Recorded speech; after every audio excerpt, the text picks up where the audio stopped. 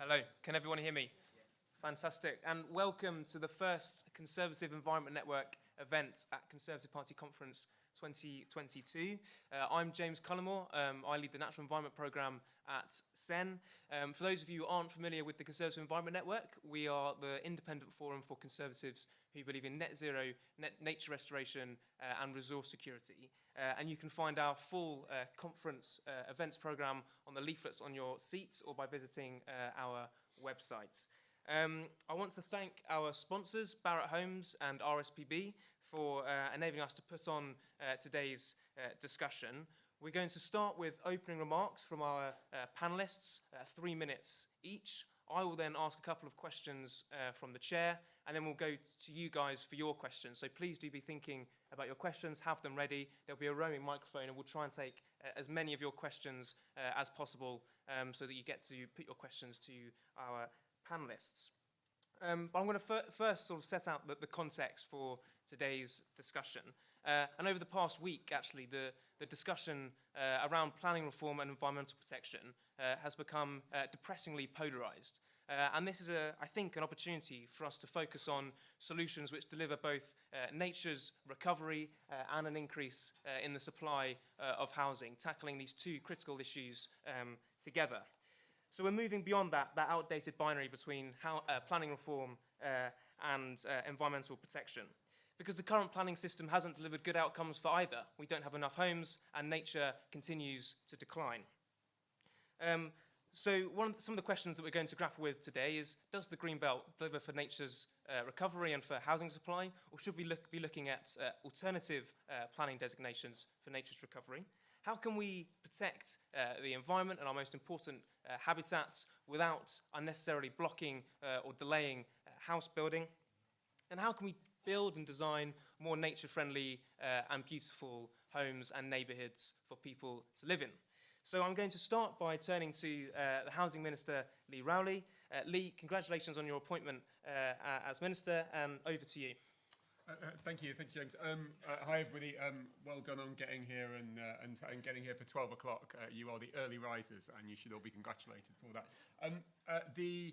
I've been Housing Minister for 2.5 weeks, so forgive me if I don't have all of the answers today, both in terms of my technical knowledge and in terms of my familiarisation with the brief, and also because unusually from a conference perspective, the government is relatively new, as you all know, and so we will still be setting out our views and our approach and our progress over the coming weeks and months ahead. So it may be today that I can't answer some of your questions if they're directed to me, and half of the reason I'm here is to listen as well as to speak, because it's important as a new minister that you hear what people think and that you hear what the sector thinks. But just a few points to start with. I think the Conservative Party has a very long-standing and proud track record in terms of the environment, in terms of nature, and in terms of supporting how we make improvements there. And we should be proud of it and we should celebrate it. We are the original party of the land, and we should ensure that we continue to be a good custodian of it in the future.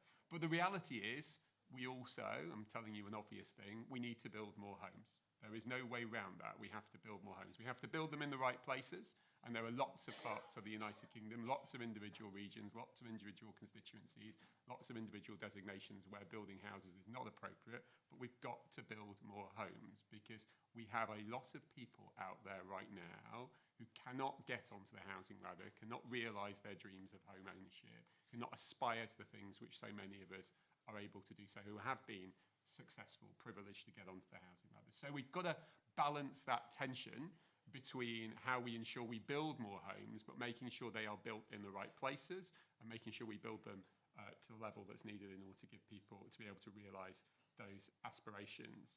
So just a couple of additional points. I think it's important we never lose sight in this discussion about how much the Conservatives have done over many years to make sure we have a significant and substantial regulation in this area so that we're balancing off these natural tensions in terms of planning and house building.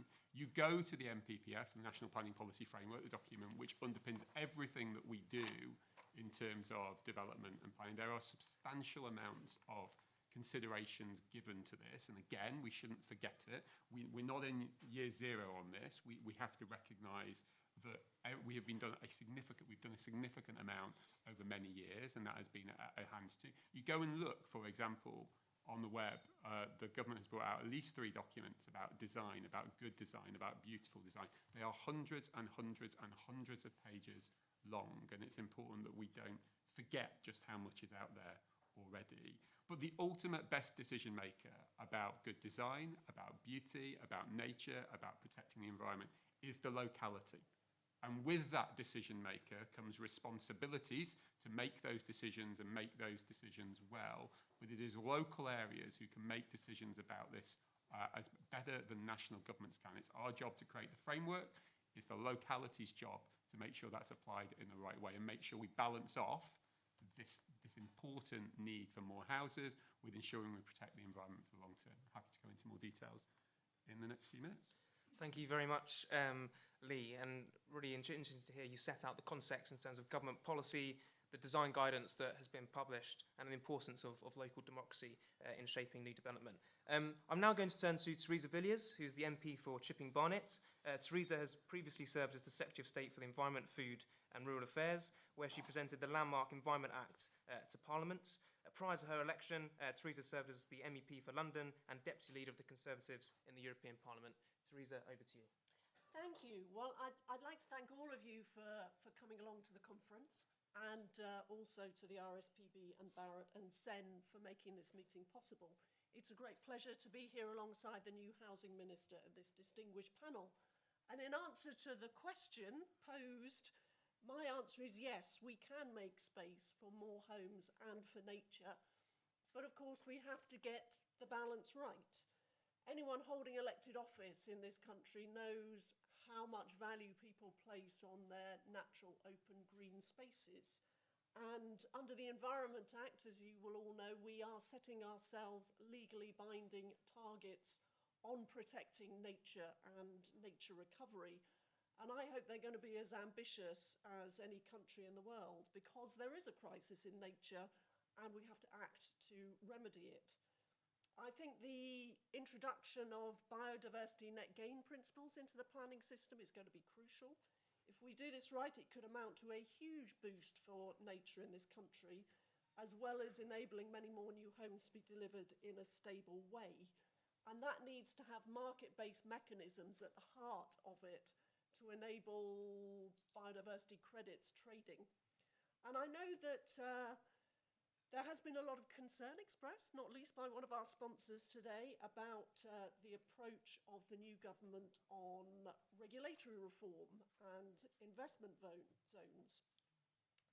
On regulatory reform, the proposal is to review and replace EU retained law. And that review, it looks to include environmental rules. But my understanding from what ministers say, it is not to scrap those environmental rules, it is to replace them with ones which are better suited to our domestic circumstances. Ministers have reiterated in recent days their commitment to halting species decline by 2030. And doing that does mean we will continue to need effective environmental rules, but aspects of EU law that are inflexible or poorly targeted does mean that there is scope to improve them so that we can continue to protect nature, but in a way which is less burdensome and which provides less of a block on appropriate building.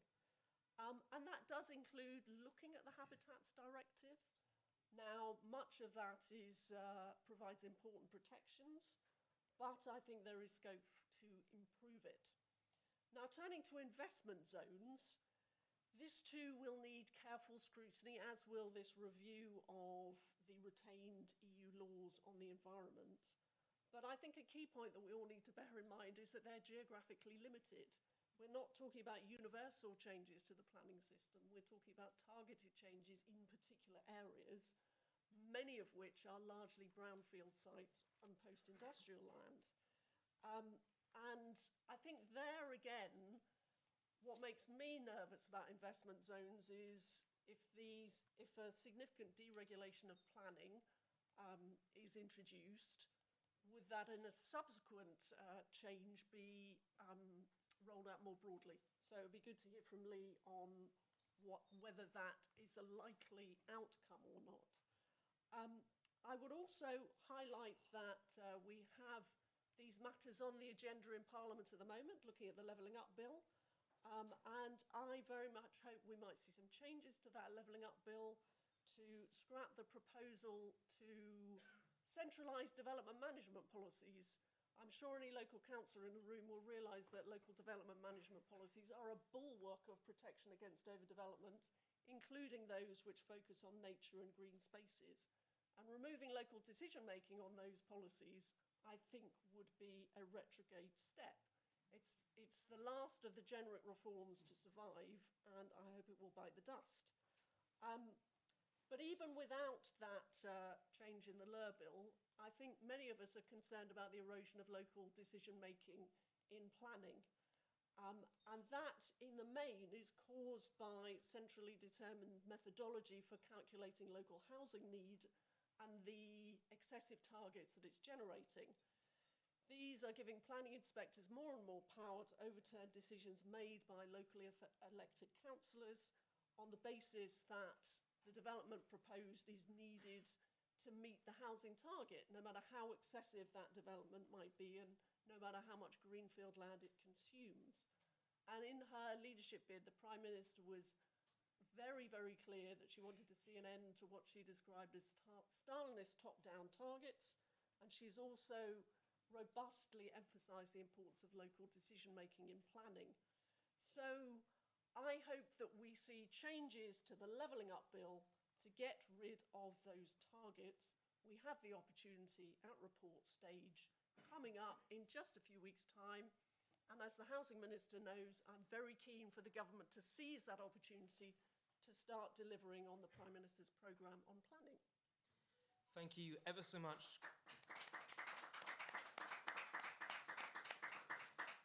Thank you ever so much, Theresa, for your analysis of some of the current policy debates which are taking place at the moment. I'm now going to turn to Councillor Philip Broadhead, who is the chairman of the Conservative Councils Association. He is also the deputy leader of Bournemouth, Christchurch and Poole Council and the portfolio holder for development, growth and regeneration. Philip, over to you. Thank you very much, James, and thanks again to everybody for coming today. As James has pointed out, as chair of the CCA, I represent the 7,500 Conservative councillors across the country, many of whom I can see in the audience today, so you're very welcome, as well as a really interesting area down in Bournemouth, Christchurch and Poole. For those of you that don't know the area very well, Bournemouth, Christchurch and Poole is probably bigger than you think. It's about 500,000 people. It's bigger than Southampton and Portsmouth put together. It's an area that is absolutely famous for its quality of life and nature. We've got 22 triple SIs, 15 miles of coastline, but coupled with a very urban environment, a growing population, which presents a lot of the challenges that we're talking about today, how to balance the protection of what our USP is, one of the best places, I think, to live in the world, as well as making sure that we protect those very important things as we try and grow. A little bit of background as to what I think is a really good record of delivery on some of our climate and nature credentials down in BCP. We took over about 2 years ago from a very broad coalition that was running the council, 7 parties, including the Green Party, and the slight irony of the fact that they put the green credentials at the very centre of what they tried to achieve, but then typically, as many of us experienced, messed up the local finances so much that they ended up cancelling all of their spend on climate and ecological issues, which presented us with quite an excellent challenge to when we came into administration to show them how it was done. We doubled their initial spending that was cancelled, then quadrupled it. We created something we called a Green Futures Fund, which is a £20 million investment fund in a very conservative way, I think, using the money to invest in answers rather than just talking about them. We're also undertaking a new local plan, which will be the first local plan for our region. And again, that presents an interesting challenge as how you balance that growth with protecting those environmental spaces, particularly when we're covered with 22 triple SIs. And I think that's why it's really welcome to hear some of the new government's commitments to protecting those green spaces, rather than forcing local authorities into eroding our green spaces through the top-down approach of housing numbers. Because I think many of us have found that it's very easy to sit in central government and say we want to protect those open spaces, but then if at the same time you're forcing those local communities to take that decision, it becomes very, very difficult. And finally, we've got a major ambitious regen and housing operation down in BCP. First of all, through our regeneration plans, we created a new municipally owned regeneration company, £3 billion of GDV of development, but in a unique way, we're putting placemaking and stewardship at the heart of that. And secondly, what I think is one of the most ambitious council house delivery programs in the country. We're now up to 1,750 council homes in development, and again, trying to make sure that the eco-credentials such as passive house are central to all of those. A task that is becoming harder as the inflationary pressures grow. It's clearly the right answer to do now to make homes as eco-friendly as possible. But of course, in the race for viability, that becomes a lot more difficult. However, what I really want to talk about, which Theresa has touched upon, is biodiversity net gain. I think that was one of the real accolades of the Environment Bill. I think we should be really proud of what we've achieved by putting into legislation that need to embed at 10% biodiversity net gain for all planning permissions over a 30-year period. We've taken the decision to go really early on that in our council, and I'm pretty sure we're certainly the first upper tier authority to embed that biodiversity net gain for all planning permissions starting from now. So the government in the 2019 Act put a grace period of, I think, 1 or 2 years for that to come into being. I'm really worried, my background's in the property industry, that both local authorities and developers, applicants and house builders, leaving it to the very last minute to embed that biodiversity net gain will lead to a really worrying cliff edge that will be quite hard to overcome. So that was why we took the decision to embed it really early. Now, if you want to put any planning application forward in that area, you have to demonstrate that biodiversity net gain that won't come into being until a little bit later. And a couple of reasons for doing that. First of all, it's the right reason to do. But secondly, I think it is one of those things that is going to be hard to implement. We need to do that collectively together with the development industry as well as local authorities. I worry of the credibility of things like having credits to passport that biodiversity net gain elsewhere. I don't think that will stand well with local communities. So better that we get on, start delivering it now, and show people how it can be done. Thank you ever so much, Philip. I'm particularly interested to hear you moving early on biodiversity net gain and leading the way. I'm sure lots of other local authorities will be looking to your example on that. I'm now going to turn to Samuel Hughes, Senior Fellow at Policy Exchange and Christchurch, as well as Research Fellow at the University of Oxford. He's also currently Head of Research at the Office for Place within the Department for Levelling Up, Housing and Communities. So Samuel, over to you. That actually ceased to be true 2 days ago, and as of tomorrow, I'll be head of housing at CPS. Oh, right, okay. So it's at the moment, I'm kind of just a private citizen who can say whatever crazy stuff comes into my... but tomorrow I'll be really responsible again.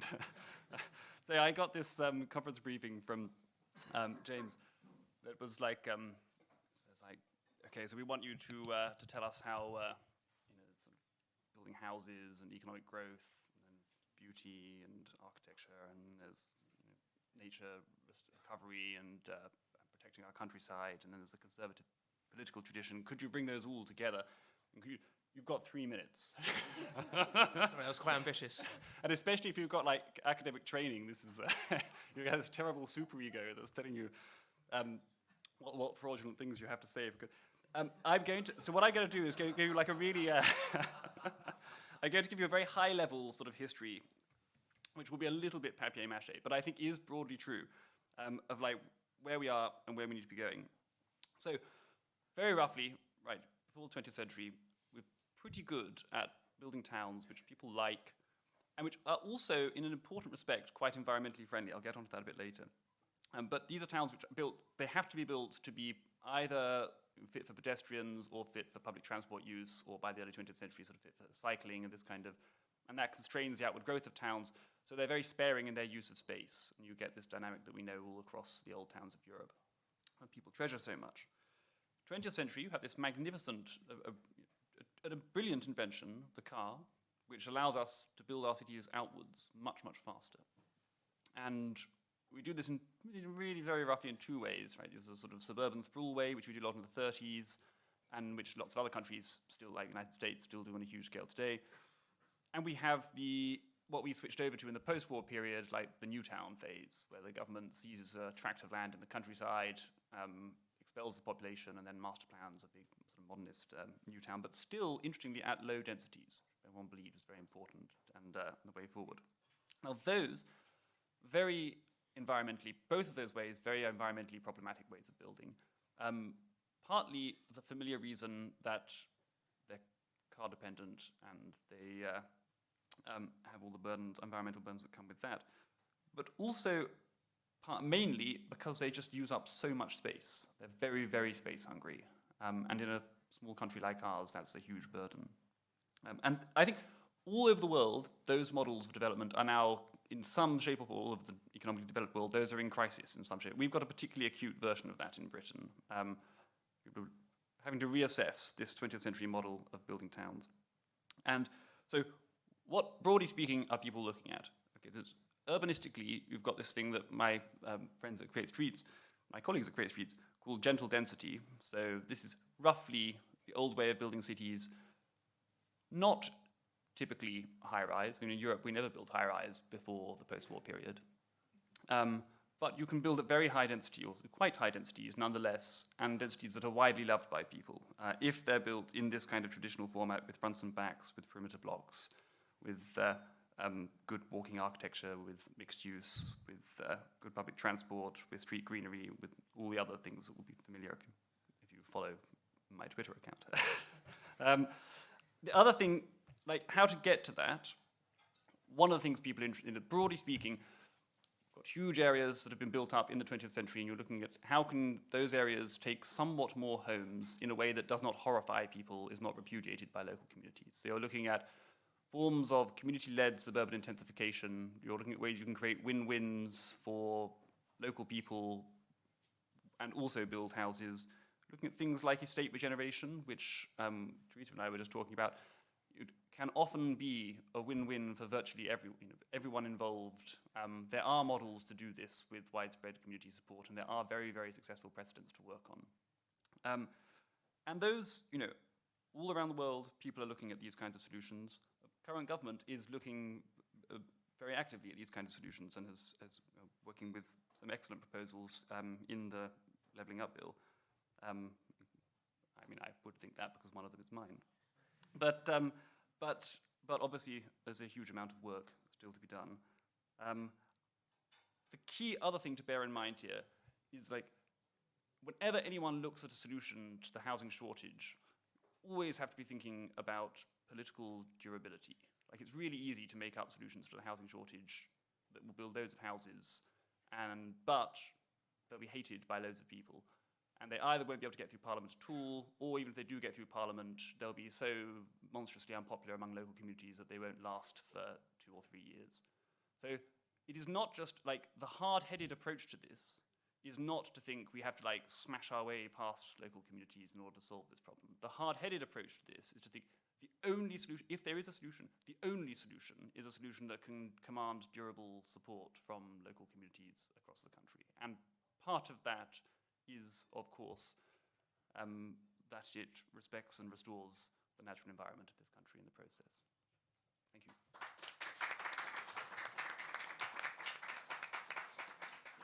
Thank you ever so much, Samuel, for that brief history of planning and development in this country.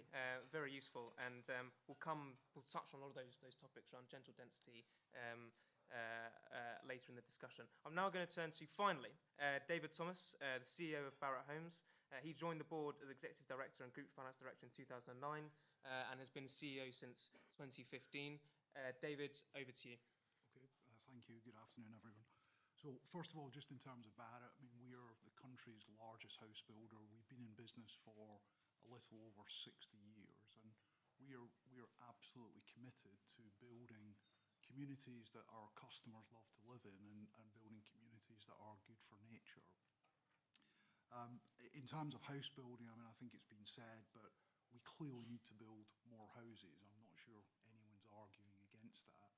we see it as being very important in terms of economic growth, important in terms of achieving people's aspirations, and also important in terms of the levelling up agenda. Briefly on carbon, and just to set our homes in context, so all of the homes that we build are EPC rated, B rating. So that's around about 3% of the UK's homes are B rated or better.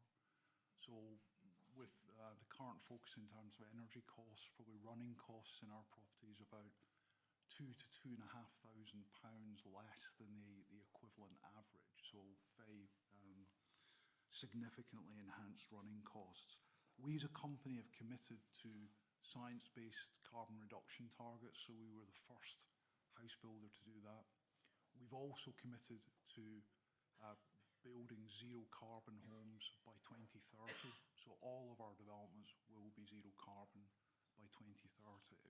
And when we look at biodiversity net gain, I mean, we welcome the legislative framework. We've said publicly that we will adopt that on all of our sites from January 2023, so relatively soon. And we see it's very, very important that we are leading the industry. I mean, we are the largest house builder. We feel that we have the right skills to move these things forward. Protecting nature is not something that's new to us. I mean, we recognise that there is a crisis around nature. We've worked very closely with the RSPB for 8 or 9 years. And we developed a site. We put out some brochures, not too many, but we put out some brochures regarding Kingsbrook, which is our venture with the RSPB close to Aylesbury. So we're building around 2,500 homes. Very significant enhancements to the biodiversity on that site. We as a company have said that, look, in certain areas, so we'll pick out 2 species. Hedgehogs, we put hedgehog highways in on all of our sites. When you look at the drop-off in the hedgehog population, I mean, it's absolutely extraordinary.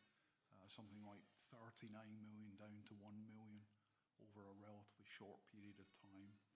Also, we developed with the RSPB the Swift brick, and have demonstrated, significant enhancements in terms of the Swift population, just as 2 examples where we're doing things that are very tangible. I think that with Kingsbrook, we do see that it's about trial and learning. So I won't give you all the stats, but we have significantly enhanced some of the populations, but we have seen declines in other populations. And I think this is a big challenge for biodiversity net gain as we move forward, is that we've got to be careful that we're not just measuring the gain in relation to certain things, that we are looking at it across all aspects of biodiversity. And just 2 other areas that I want to mention, and we've talked with the RSPB and we've seen this evolve. So, I mean, I don't want to get into all the politics of investment zones and so on. I mean, it's not a political view. We don't want to see investment zones being used to short circuit what's happening in terms of environmental protection. There is a particular issue for the country around nutrient neutrality. But we're not looking for a short-term fix to that. But we do need to recognise as a country that there are more than 120,000 homes that are tied into that issue. I think we can all understand that we don't want our waters to be polluted, but at 120,000 homes, it is a huge amount of homes delivery in areas where homes are needed. So we welcome the government looking at that, and hopefully everyone will agree a sensible and practical solution. And then just in terms of the point of national and local, I mean, I think we can sit on the fence and say, well, we just want a system that works. We don't mind whether targets are set nationally or targets are set locally, but we have to have a system that works. And I don't think anyone can say, when you look at our housing delivery over 40 years or 50 years, that we presently have a system that works. Specifically, I feel that, and it's very good to hear that local authority areas are adopting things early, but what we've got to be very careful about is that each local authority doesn't dream up its own idea of what's good. I think there has to be a national framework around things like carbon and biodiversity, because every local authority won't meet the same standards, and nationally we have to set the right standards which can then be enhanced if people want to enhance them, but they've got to be adhered to in overall terms.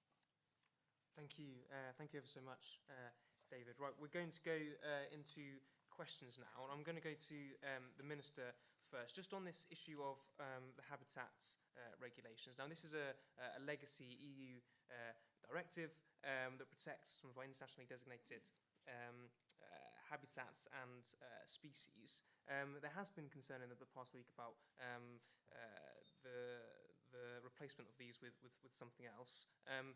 Are you able to kind of give us a bit more detail about what the government's plans are for reform in that area to deliver both more houses and continue to improve the condition of these sites? Well, I'm not sure I can give more detail. I think Theresa was correct in terms of the point, which is that there's a principle here that you know, we've left the European Union. We are taking back aegis over the legislative book which comes with that, and so there will be a replacement of historical legislation and regulation which primarily flowed from the EU but now needs to flow from Westminster. That's the whole point of Brexit, and we need to do that in all manner of different areas, and you can see that across government.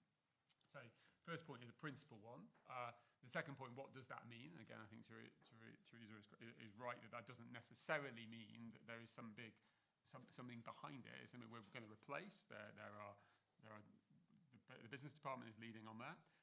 And then along with DEFRA and DLUC and elsewhere, we will work through what that means in individual areas. And then there's a specific point about investment zones, which we may come to in a moment, or people in the audience may have a view on that. But I think the last week, 10 days, has been a brilliant example of where a discussion has been started and has ended in a certain place based on speculation. And we need, as a country, we need as a political class, we need as a political group, we need in British politics to have discussions on things more than speculation, because it's not massively helpful. And for those of you who are interested in investment zones, there's been some further information published today, which I hope goes further in terms of explaining what is happening, which I'm happy to talk about later. Fantastic. Thank you. I want to come to you, Samuel. One mechanism that hasn't really been discussed yet is design codes. And I know this is something that the Office for Place has been leading on. How could local design codes help to deliver both more but also better quality and more nature-friendly housing? Well, I mean, so you've got, it's not a big issue. So you've got two ways roughly in which an authority can control development that happens. One is through something like the form of development that happens. One is through something like design guidance, which is where you give sort of quite, this is maybe not totally fair, but relatively sort of loose, intuitive, judgment-based guidance, like you should meet excellent standards, you should try to accommodate nature as much as possible, this kind of. The other is a design code where you give like quite strict, precise things. So you say like, you may build to exactly this height. You may, you need to have exactly this level of quality of insulation, or the site as a whole must have exactly this level of biodiversity net gain. And broadly speaking, like most European countries have code-based systems, and we're sort of anomalous in having a guidance-based system. There's no, like, you can have good codes and bad codes, and you can have good guidance and bad guidance. So I don't think, like, shifting from one format to the other is a Deus Ex Machina solution to, but codes probably have some advantages. So one well-known issue with codes is that they're much more straightforward for builders to read. It's much easier to predict, you know, what's allowed and what isn't allowed if you're told exactly what's allowed and what isn't allowed. And you don't have to worry about, like, forcing things through on judicial review based upon case law interpretations of vague policies. And that probably helps small and medium-sized builders compete, because they can't invest in the legal overheads, but they can sometimes build at competitive prices. And people think there's some evidence to suggest small to medium-sized builders, they can make a big contribution. They often provide something that, I mean, without speaking ill of large builders, the small to medium-sized builders have a lot to offer, And competition generally is useful on design. Like if you've got an industry where there's a whole throng of different businesses competing to sell stuff to people, then their standards are likely to be forced up. So that's one reason why people are sympathetic to codes. Another issue with codes is it's probably easier for local communities to input into them because it's so explicit what their content is. If you're told, like, your facade must look like this, you must use this material facing the facade. Like, most people think, I can have an opinion, I reckon I know what material I want people to use on the facades of their buildings in my neighborhoods. Whereas if you have like policies framed in esoteric design language, and it's like, you need to reach a high standard of design excellence here, and it needs to be sensitive to the such, like, most people think, yeah, can I really engage with this process? So you probably easier to engage local communities in code writing, and if you have more people engaged in it, it's probably easier to get to popular design based upon what people actually think about it. So that's certainly the case that people will make for design codes as, I mean, not the total solution, maybe not right in every case. There no doubt is still a role for guidance and policy, but as something that can be useful in raising design standards. And every local authority will be required to develop one, is that right? That appears to be the case. Theresa, do you want to come on this? Yes, I welcome the work that the government's done on design codes, but I don't think that's the solution to the debate we're struggling with at the moment in terms of development. There is a real danger, and we see it explicitly in the London plan, where it says essentially you can build higher, you can build denser, as long as you design it well. And that I find worrying, because frankly, a block of flats is still a block of flats, and it's still inappropriate in a sort of low-rise suburban location or on the green belt or on a green field. And it doesn't matter how much beautiful design you throw into it, it's still a problem. So whilst I warmly welcome a focus on good design, it can't be a substitute for rules which say the development, the scale of the development, the bulk, the mass, that has to be appropriate for the local environment. If you use design as a substitute for long-standing planning principles, then I think that's very problematic. Thank you, Vanessa. Anyone wants to comment on that? I'm going to go to audience questions now, and yes, lots of hands going up immediately. I'm going to take them in batches of 3, and I'm going to be geographically specific because we've only got one microphone. So if we start in the front left corner here with the gentleman at the front, please. Please say your name and your association. Tony Johnson, Cheadle constituency. I'd like to think that there could be some attention to housing for older people to actually improve the effective use of housing. Too many people like myself are living in 4-bedroom houses as widows. I'm at 82, and what we need, I believe, is more sheltered accommodation, which is of a higher standard than presently available, which includes meals, a dining room if you want to eat there, and health and social care support. I prefer them in the private, in the public sector rather than the private, because they can be reallocated more easily.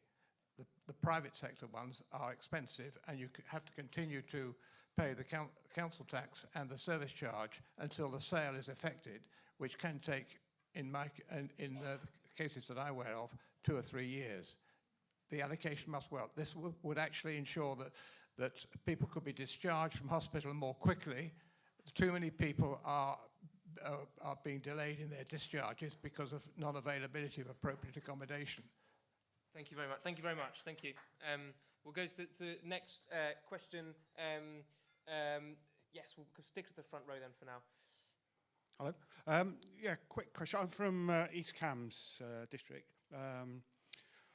Question is, you see all these new housing developments, and the way that houses are orientated are just higgledy-piggledy. Well, if we're going to have eco houses, the first thing to do is make sure the roofs are lined up so that they're going to be really easy to put solar panels on them if they're not, or if they're not part of the original development. And I'm someone who's just spent a lot of money, or not that much money actually, setting my house up as an eco house. Everybody's worrying about their heating bills and all that. Well, I'm currently, for the last 6 months, I've been self-sufficient in power, and I'm actually in credit with my my Octopus, our energy provider. Fantastic. Very, very sensible investment. Yeah. Right. Last question, Jack. If you go to the man in the blue shirt on the end of the row. Please keep your questions brief so we can get through as many as possible. Okay. I'm from Grantham and Stamford Conservatives, and I wasn't going to come to this, but I'm glad I did, because you're all good speakers, and it's all good stuff you've been saying. The bit I'm worried about is that the push to build houses, and coupled with the push to build them sustainably, could compromise on basic fitness for human habitation. Now that has been, I won't say eroded, but it's become more subjective over the years since it was moved from the prescribed list of items that made a house fit for human habitation. So perhaps something that Lee could take away in his new brief could make sure that any push to build houses and build them sustainably doesn't compromise fitness for human habitation. Thank you very much. And we'll put that question to the Minister. Actually, Lee, would you like to start with that final question, and perhaps also Tony's question about more accommodation for elderly people? Sure. So on the third question, I'm happy to take that away. And if anybody has any views about that, if they want to get in touch with me by email, I'm very happy to consider them. And on the first question, Mr. Johnson's question around housing for older people, I think this is a great example of where if the planning process works well and there is planning consideration given at an early stage through a local plan to the needs of a local area, and then that there's accommodated over the long term in terms of how and what is built, then we resolve the kind of queries that you are highlighting. There is, in my constituency, I have a substantial number of larger properties where I think ideally people would like to trade down if there was the availability in the local area to do that. And I know elsewhere there are similar challenges. It's always this tension about making sure, ultimately the man in Whitehall can never know what is best for Cheadle or North East Derbyshire or Westminster North or wherever people are from in the audience. So we've got to give the localities the ability to take the lead here, but I would hope that they will prepare in advance and carefully for these kind of things, because it's very important. Fantastic, thank you. Philip, I'd like to come to you with the second question around design, particularly passive house and solar. Should we be mandating solar on the roofs of all new homes? Well, I think one of the things that I think if there was a positive about the current energy crisis is it has absolutely focused minds on making sure that rather than the nice to haves, things like making sure our homes are well insulated and have sustainable energy is now almost necessary for not just people to to live in a sustainable way into the future, but quite often to be able to actually pay their bills. And a gentleman at the front mentioned the real positive impact when you can do that. The problem we've got, and again, as somebody that's on the front line in a local authority trying to deliver all of these thousands of homes, is that we are in a very, very difficult environment at the moment.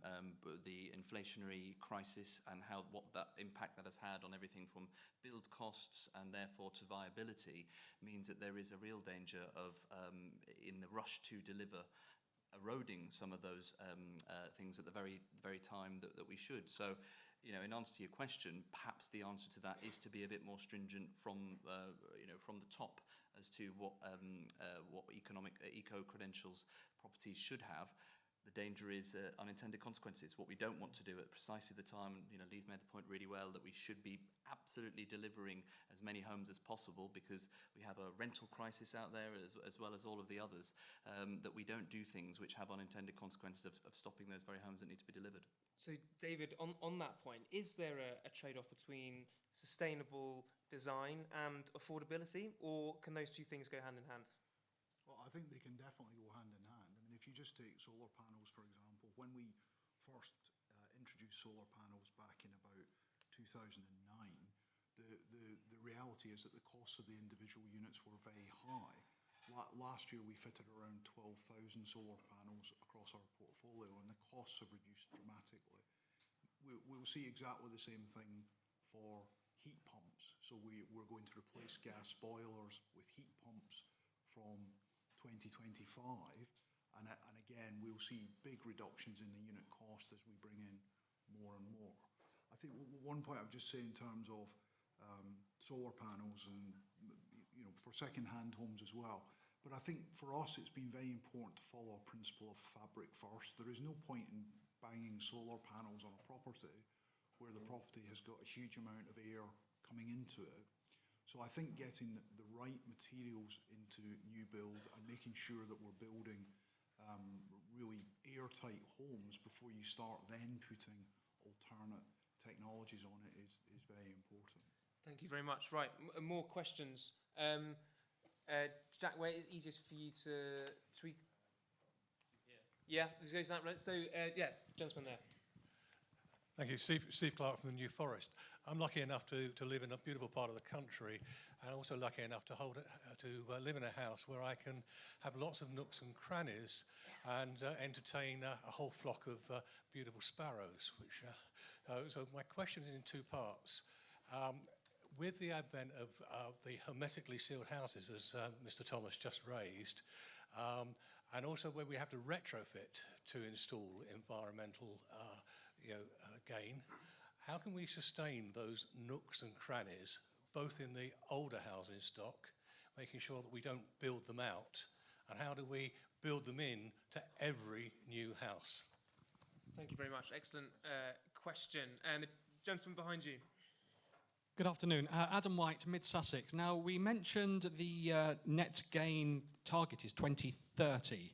So what are the challenges involved, and this may be for the house builder, because we've got the local elections coming up next year, and the questions that the Green asks is, why aren't we doing this now? So what are the challenges in bringing this forward so we can say, we can do it now rather than waiting for another 8 years? Thank you very much. And Jack's going round now. Sorry, we've only got one microphone, just make the most of it. Yes, the lady in the top here, thank you. Thank you very much. I'd like to hear, and thank you for all the panellists, I'd like to hear what the Minister's advocating in terms of the 5-year housing supply. I'm a borough councillor in Basingstoke, and it's the biggest single thing that has negatively impacted how we can build more houses and protect our nature. Secondly, we live in an area of very severe water stress, and I'd like the panel to talk to us about some of the fears that have been raised in terms of proposals to derogate from the Water Framework Directive, which I would be very upset about, and how we're going to deal with the significant increases in population when we haven't got enough water for the current population. Thank you. Thank you very much. 3 excellent questions. Theresa, can I come to you on with the 4th one around design? How do we protect those nooks and crannies in older houses which have become valuable habitat for species, and how do we make sure that those kind of habitats are built into new homes as well? It's certainly not easy. I mean, you've heard some of them already from David. Things like swift boxes and hedgehog highways and things like that. There are ways in which new building can be made more nature friendly, but at the heart of what we need to do is really to conserve our open and green spaces as well, and to make sure that our main focus in terms of development is concentrated on the urban city areas where it has least impact on the natural environment. So there is much that we can do to make new homes both sustainable in climate terms, but also more sustainable in terms of nature conservation. But at its heart, we still have this driving need to make sure that we get the right homes in the right places, i.e. we're not building on the green belt, and we don't unduly lose greenfield land. So I think that's also at the heart of what I've been advocating in terms of scrapping the targets. Building on that, Minister, biodiversity net gain, the gentleman was asking why it's not being implemented until the end of next year. Are you able to explain a little bit more on that? And I don't think it's necessary that you have to wait, as Philip has demonstrated today, but is there a reason why we need this kind of implementation phase? Well, I think all of these things, biodiversity net gain, future home standard, things like that, all that have come through over the past few years, we do have to give the sector and those working in the sector the opportunity to be able to work through the implications of that, to build it into their pipeline, to understand how that can be applied to what they are doing. And I think, I completely understand and appreciate the point of Mr. White about how other political parties jump up and down and say now or yesterday. But the reality is that the most proportionate and reasonable way to do this is to do it in a steadied, considered manner, which ensures that we actually get the output that we want at the end of it, rather than some way rush towards it and it not work in the way that was talked about in Bournemouth and Poole, where the Greens came in and wanted to do lots of things and then ultimately found out they couldn't do it because they hadn't thought it through. So I think that kind of steady, careful approach to things is exactly the Conservative way. We need to get on and do things where we can, but ultimately we need to make sure that the output is correct, rather than necessarily just jumping up and down as soon as we're able to. Fantastic. And for the final question around water stress, and this touches on your points around nutrient neutrality, what are the solutions here, David, particularly on nutrient neutrality? I mean, is it commercial trading schemes for nutrient credits? Is it doing more in terms of wastewater treatment plants and runoff from agriculture? How can we remove this barrier to houses, which, as you say, is causing significant disruption and delay in various parts of the country? Okay, well, I mean, just a couple of points on water. I mean, first of all, by regulation, all new development has to control water flow off the site. So new developments will have sustainable urban drainage systems, so technical systems that will control the water flow coming off the site. I think that also has a knock-on effect that if you went back 10 plus years ago, a lot of the control would be from underground tanks. So the water would be stored in underground tanks and then would flow off. But now it tends to be through urban drainage systems where they are visible systems. The water will collect in those systems and then flow off over time. So a lot of our sites, the majority of our sites, will have those systems. They're also very, very good in terms of biodiversity. So clearly the presence of water and a wetland area on the site attracts a lot of wildlife. And as Theresa talked about, I think that there's a lot of stuff that can also be done in terms of the houses. I mean, I gave the example of Swift bricks, but I think houses can be designed in a way that they can bring in a lot of wildlife. And then the second point on water generally is that we launched our Z House. So our Z House goes beyond zero carbon. That's in conjunction with Salford University. And there's a number of different methodologies that are showcased in terms of the reduction of water flow from sites. So the best example, I think, is the water butt, where the water butt has intelligence. It understands when it's going to rain and when it's going to be dry within reason, and will discharge water when it sees that it should do, so it can collect more rainwater. Fantastic, thank you. And the Minister, just coming in on that point around the 5-year housing supply. Yeah, I didn't want to dodge that one, because I know there'll be people in the audience that I'm afraid I can't give you an answer on it, because we're 2.5 weeks in, and Secretary of State is looking at it very, very intently. We're talking to colleagues about it. So I can't make policy here today, but we understand the challenges around it. But I know you and all councillors in the audience will also understand that there is a balance here to be struck in the system. There is a tension within the system. We're going to try and get, if it was simple, it would have been fixed years ago. I come from a constituency which has got 1,000 more houses than it should have got because its 5-year housing land supply was not put in place appropriately by the previous Labour Council. So I understand the challenges of it. But at this stage, I think we're in analysis and review rather than being able to propose anything. But we will do that in due course, and we'll be keen to hear your views when we do. Thank you very much. Right, final questions from the audience. Wow, lots of hands. Jack, the gentleman on the end there, yeah. Hi, thank you. I'm Johnny Libby from Broxtowe Conservative Association. The questions really is to the kind of the Minister and also the Chief Exec from Barratt. What's the government going to do to try and help builders such as Barratt focus on building on brownfield sites, increase urban density, and help protect our green belt and the countryside like Derbyshire and Nottinghamshire, where you're from, Lee? Because I think, from what we're seeing, living in the kind of Nottinghamshire area and also into Derbyshire, there's still very much a lot of builders building on greenfield and greenbelt land, getting approvals from councils, getting a lot of local residents complaining about it. Fantastic, thank you. Please keep your questions nice and brief so we have time to answer them. Yeah, I'm going to take the lady here in the green jumper, and then the gentleman at the end there. Sure, we'll do it in that way, that makes sense. Actually, my question has changed quite a lot since you've been speaking.